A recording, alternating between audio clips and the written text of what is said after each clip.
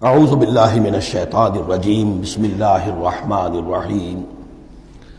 آخری دو صورتیں یہ گویا کہ قرآن مجید کے اختتام پر دو پہرے دار ہیں۔ یہ دو صورتیں ہیں کہ جو اصل میں مدنی صورتیں ہیں، نازل ہوئی ہیں مدینہ منورہ میں، اور ان کا زمان نزول کے اعتبار سے شان نزول بھی ہے کہ ان کا حضور پر ایک مرتبہ جادو کیا گیا تھا، تو اس جادو کے اثرات کو ظاہر کرنے کے لیے یہ آیات پھر اتری ہیں، اور حضور نے پھر جب ان کی بات بار بار تلاوت کی ہے تو وہ جادو کے اثرات ہیں۔ یہودی نے کیا تھا جادو آپ پر، جس سے آپ کچھ چیزیں بھول جاتے تھے، اور کافی آپ کو دیر کو تکلیف رہی ہے۔ صحیح بخاری کے اندر یہ روایت موجود ہے۔ ہمارے جدید کچھ ریشنلسٹ ہیں اور جو خاص طور پر منکر حدیث ہیں، وہ سمجھتے ہیں کہ اس میں تو توہین ہے رسول کی کہ جادو کا اثر ہو سکتا ہے۔ رسول بھی اس اعتبار سے بشر ہوتے تھے، تلوار کا اگر کاری زخم پڑا ہے تو خون نکلا، اور خون نکل گیا ہے تو زوفتاری ہوا ہے، زوفتاری ہوا تو بے ہوشی بھی ہوئی ہے۔ یعنی یہ جسم جو ہے ان کا، اس کے اعتبار سے جو بھی بخار آپ کو چڑھا ہے، بخار میں تکلیف ہوئی ہے، عالم نزع میں نہایت شدید تکلیف ہوئی ہے، تو اس حوالے سے یہ نہ سمجھیے کہ وہ بشریت کے جو لوازم ہے وہ ختم ہو جاتے ہیں، لیکن اللہ تعالیٰ کی طرف سے انہیں ایک مقام ملا ہے، ایک عصمت ملی ہے، ایک بزرگی ہے، وہ اپنی جگہ پر ہے۔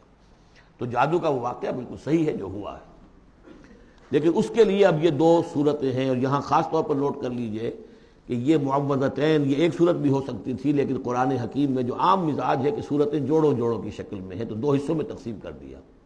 اور اس کی تقسیم کیا ہے؟ ایک وہ چیزیں ہیں جو انسان پر باہر سے حملہ آور ہوتی ہیں، اور ایک چیز وہ ہے جو انسان کے اپنے اندر سے حملہ آور ہوتی ہے۔ ان دونوں کو دو علیحدہ چیزوں میں رکھ کر اور سکھایا گیا ہمیں کہ تم ہمیشہ اللہ کی پناہ طلب کرتے رہا کرو ان چیزوں کے اثرات سے، ان چیزوں کے اثرات بد سے اپنے آپ کو بچانے کے لیے۔ بسم اللہ الرحمن الرحیم۔ قل اعوذ برب الفلق، کہو کہ میں پناہ میں آ گیا صبح کے رب کی۔ فلق، فلق ویسے تو یہ لفظ ہم پڑھ چکے ہیں سورہ انعام میں، فالق الاصباح، رات کی تاریکی کا پردہ پھٹتا ہے اور سپیدہ سحر نمودار ہوتا ہے، یا گٹھلی، فالق الحب والنوائب، تو وہ جو گٹھلی ہوتی ہے وہ بھی پھٹتی ہے تو اس میں سے دو پتیاں نکلتی ہیں تو درخت بنتا ہے۔ اس اعتبار سے فلق سے مراد یہاں صرف صبح نہیں ہے، بلکہ جو اگلی صورت میں آ رہا ما خلق، جو بھی کچھ اس کائنات میں اس نے پیدا کیا ہے، در حقیقت وہ عدم کا پردہ چاک کر کے اس کو وجود بخشا ہے۔ عدم سے، عدم محض سے، کریشن ایکس نہیلو، بغیر کسی شے کے کسی شے کو بنانا۔ تو قل اعوذ برب الفلق من شر ما خلق، میں پناہ میں آتا ہوں اس کی تمام مخلوقات کی پناہ سے۔ اب آپ غور کیجئے، مخلوق ظاہر بات ہے خالق کی طرح کامل تو نہیں ہو سکتی، مخلوق کے اندر کوئی نہ کوئی پہلو جو ہے وہ کمی کا، تقصیر کا، نقص کا رہ جائے گا۔ تو گویا کہ ہر مخلوق میں شر کا پوٹینشل ایلیمنٹ موجود ہے۔ یہ دوسری بات ہے کہ اللہ تعالیٰ کسی کو سہارا دے دے، کسی کو اپنی طرف سے عصمت عطا کر دے، اپنی طرف سے خصوصی پروٹیکشن عطا کر دے، پوٹینشلی خلق جو ہے وہ گویا کہ مستلزم ہے، اس کے ساتھ شر کے اندر کا پہلو موجود ہوگا۔ قل اعوذ برب الفلق من شر ما خلق، یعنی وہ شر جو ہے خود اپنی جگہ پر کوئی علیحدہ مستقل وجود رکھنے والی شے نہیں ہے، بلکہ وہ شر جو ہے خلق کے اندر جو کمی کا پہلو ہے۔ جیسے ہم نے انسانوں کے بارے میں پڑھا، خلق الانسان من عجل، انسان کی سرشت میں جلد بازی ہے۔ خلق الانسان ضعیفا، انسان کمزور پیدا کیا گیا ہے۔ وہ جو اس کا ہے، جو اس کا فطرت والا پہلو ہے، جو روحانی پہلو ہے، وہ تو ہے انا خلقنا الانسان فی احسن تقویم، لیکن جو یہ حیوانی پہلو ہے اس کا جو مادی وجود ہے، اس میں تو ضعف بھی ہے۔ ان الانسان خلق ہلوعا اذا مسہ الشر جزوعا واذا مسہ الخیر منوعا، تو یہ تمام چیزیں جو ذہن میں رکھیے۔ قل اعوذ برب الفلق من شر ما خلق، جو بھی مخلوقات ہیں ان میں سے جو بھی شر کا پہلو ہے، میں اس سے اے پروردگار تیری پناہ میں آتا ہوں۔ ومن شر غاسق اذا وقب، خاص طور پر یہ رات کو ڈھانپ لینے والی جو ہے رات، اندھیرا، یہ ظاہر بات ہے اسی پھر رات کے پردے میں چوری بھی ہے، ڈاکہ بھی ہے، اسی میں پھر غول بیابانی جو ہیں، شیاطین جن ہیں، ان کا بھی جو حرکتیں ہوتی ہیں، پھر یہ ساری چیزیں جو ہے اسی کے سلسلے۔ من شر غاسق اذا وقب، سانپ بچھو وغیرہ بھی اسی وقت نکلتے ہیں۔ ومن شر النفاثات فی العقد، اور جو عورتیں گانٹھیں باندھ کر پھونکے مارتی ہیں، یہ جو بھی ٹونے ٹوٹکے ہوتے ہیں اور اس کی وجہ سے لوگوں کو نقصان پہنچایا جاتا ہے، گویا کہ یہ بھی اس کے اندر بھی کوئی حقیقت ہے، یہ سفلی عملیات بھی ہیں، ان کے بھی اثرات ہیں۔ جیسے کہ ہم جانتے ہیں کہ جادو جو ہے حق ہے، برحق ہے، اگرچہ کفر ہے۔ شراب کی تاثیر ہے لیکن حرام ہے۔ کچھ نہ کچھ حقیقت ان لکیروں میں بھی ہے، لیکن ہمیں روک دیا گیا کہ ان کے چکر میں مت پڑو۔ یہ جو منجمی ہے، نجوم کی حرکت، اس میں بھی کچھ نہ کچھ حقیقت ہے لیکن روک دیا گیا۔ تو کسی چیز کا ہونا بالفعل یہ اور شے ہے، لیکن اس کا جائز ہونا یہ اور شے ہے۔ تو بالفعل یہ عملیات ہیں جیسے اچھے اعمال ہیں، اور ان کو جو ہے کوئی اچھے اوراد ہیں، اچھے وظائف ہیں، تو ان کے کچھ اثرات جو ہیں اچھے ہو سکتے ہیں۔ اسی طریقے سے اس قسم کی چیزوں میں جادو کے جو کلمات ہوتے ہیں ان کی بھی تاثیر ہے۔ اور وہ جو عورتیں جو ہے وہ جادو کرتے ہوئے، جس کو ہم کہتے ہیں کہ وہ تعویذ گنڈا وغیرہ جو ہوتا ہے، پھر وہ اس میں پھونکے مارتی ہیں، تو اللہ تعالیٰ سے میں ان کے شر سے بھی پناہ چاہتا ہوں۔ وَمِن شَرِّ حَاسِدٍ إِذَا حَسَدَ، اور حسد کرنے والے کے شر سے بھی میں اللہ کی پناہ طلب کرتا ہوں جبکہ وہ حسد اپنا استعمال کرے۔ اگر حسد ہے دل کے اندر ہے تو بات اور ہے، حسد کو بروئے کار لائے وہ، اور وہ انسان کے درپے ہو جائے اس حسد کی وجہ سے اس سے کوئی نقصان پہنچانے کو۔ اور اسی کتابیں ہے عین، العین حق، کہ اگر انسان اس حاسدانہ نگاہ سے کسی کو دیکھتا ہے اس کے بھی اثرات ہوتے ہیں، اور اس دیکھنے کے بھی کچھ برے اثرات جو ہیں وہ ظاہر ہو جاتے ہیں۔ تو یہ تمام چیزیں اپنی جگہ پر ہیں، لیکن ان سے پناہ کرنے کے لیے آپ لمبے چوڑے کوئی اور چکروں میں نہ پڑیں۔ یہی معوذتین اللہ نے جو محمد رسول اللہ کو تلقین فرمائے، سارا دار و مدار ان پر ہونا چاہیے۔ تعوذ کرتے رہیں، اس لیے کہ ہم پڑھ چکے ہیں سورہ بقرہ میں کہ حضرت سلیمان کے زمانے میں جنات جو تھے انہوں نے یہ سارے کام شروع کیے تھے، اور لوگ ان سے سیکھتے تھے جادو ٹونا، اور آج بھی نقش سلیمانی کے نام سے بکتے ہیں اس قسم کے جو بھی تعویذات ہوتے ہیں، اور وہ ایک دھندا بنا ہوا ہے۔ تو اس کو لوگوں نے سیکھا، اور وہ لوگ جو ہے آج بھی ہمارے ہاں یہ چیزیں چل رہی ہیں، لیکن یہ چیزیں حرام کی گئی ہیں، اور کہا گیا ہے کہ کوئی کسی کو نقصان نہیں پہنچا سکتا جب تک کہ اللہ کا اذن نہ ہو۔ اگر یہ یقین انسان کے دل میں ہو تو پھر اسے کوئی نقصان نہیں ہوگا۔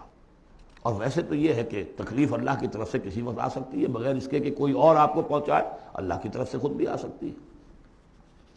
سورۃ الناس اب یہ آخری سورت ہے میرے نزدیک، یہ آخری گروپ جو ہے سورتوں کا جو سورہ ملک سے شروع ہوا ہے۔ یہ دونوں پارے جو ہیں یہ سوائے ان دو صورتوں کے سب مکیات پر مشتمل ہیں صورتوں پر، اور صرف یہ دو صورتیں جو ہیں یہ مدنیات ہیں۔ اور ریسیپروکل نوٹ کر لیجئے، پہلا گروپ جو تھا اس میں مکی صورت صرف ایک تھی، سورہ فاتحہ، اور مدنی صورتیں 6.25 پارے پر پھیلی ہوئی، سورہ بقرہ، آل عمران، نساء اور مائدہ۔ اس کے بالکل برعکس ریسیپروکل نسبت یہاں ہے کہ یہاں پر یہ دو صورتیں ہیں چھوٹی چھوٹی، باقی دونوں پارے جو ہیں سب کی مکی صورتوں پر مشتمل ہیں۔ اور اس آخری صورت کا جوڑ مل جائے گا پہلی صورت کے ساتھ، یہ بھی میں آپ کو بتا دوں گا۔ بسم اللہ الرحمن الرحیم، قل اعوذ برب الناس، کہیے کہ میں پناہ میں آتا ہوں جو تمام انسانوں کا رب ہے اس کی پناہ میں۔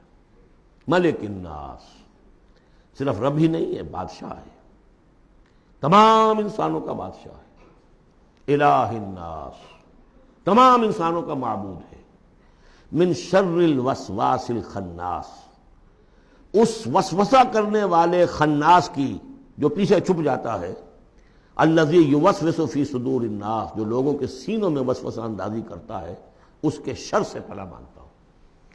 یہ جو شیطان لعین ہے جس کے بارے میں آتا ہے کہ ان الشیطان یجری من الانسان مجری الدم، حضور کی حدیث ہے یہ شیطان تو اس طریقے سے انسان کے وجود میں سرایت کر جاتا ہے جیسے کہ خون سرایت کر رہا ہے۔ یہ شیطان جو ہے، اور یہ آپ وہ بھی پڑھ چکے ہیں، وَلَقَدْ خَلَقْنَا الْإِنسَانَ وَنَعْلَمُ مَا تُوَسْوِسُ بِهِ نَفْسُهُ، ہم نے انسان کو بنایا، ہم جانتے ہیں کہ اس کا نفس امارہ جو ہے، اڈ اور لبیڈو، اس کو اندر کیا وسوسہ اندازی کرتا رہتا ہے۔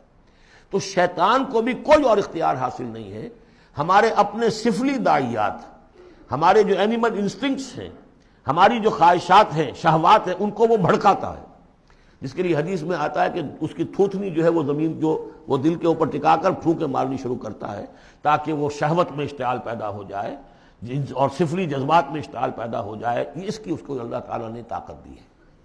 یہ ہے وسوسہ، وسواس الخناس۔ اور خناس کیوں کہا؟ اگر آپ ذکر کریں گے لا حول ولا قوت الا باللہ، فوراً بھاگ جائے گا۔ تو ذکر سے جب دل خالی ہوتا ہے، دل میں اگر اللہ کی یاد نہیں ہے تو شیطان آئے گا، تھوتنی ٹکائے گا اور پھونکے مارے گا۔ یہ چونکہ شیطان کی یہ ساری ترکیب انسان پر اثر انداز ہوتی ہے اس کے اپنے نفس کے وساطت سے، اندر سے، لہذا اس کے لیے یہ علیحدہ صورت جو ہے وہ قائم کر دی۔ قل اعوذ برب الناس ملک الناس الہ الناس من شر الوسواس الخناس الذی یوسوس فی صدور الناس من الجنۃ والناس، خواہ وہ جنوں میں سے ہوں یا انسانوں میں سے، ان میں وہ وسوسہ اندازی کرتا ہے۔